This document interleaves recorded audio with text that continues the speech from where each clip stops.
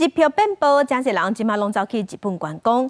前2天啊，日票换美金，搁继续跌落，所以即马真侪美国游客认为讲去日本算是真会好，所以嘛拢趁好价走去日本佚佗。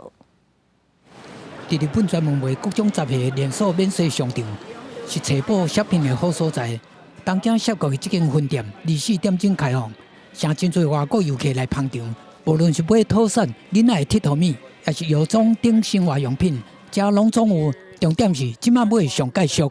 Coming to Japan from Hawaii, all my friends have come over. Everyone I know has come to Japan because the dollar is so much stronger than the yen right now. Even my Japanese friends that come to Hawaii come over and tell me how much a Diet Coke is in Japan. And I was like, what? That's it?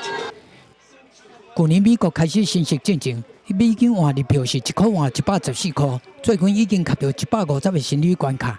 等于即马去日本买物件比进前俗3成，加上美国的高通膨，所以愈来愈多美国人爱来日本旅游shopping票。Makes everything seem like really cheap for me. About 70 or 1,000 yen is like $7, I think, something like that. So it makes everything seem a lot cheaper. 不过日票是毋是会继续落车？市场看法有差异。按拜日日票换美金破150了后，国快速升单来讲，市场人士推测日本官方已经入场支持日票。不过，有专家认为日票到年底进程还有落价空间，想要扣小额还有机会。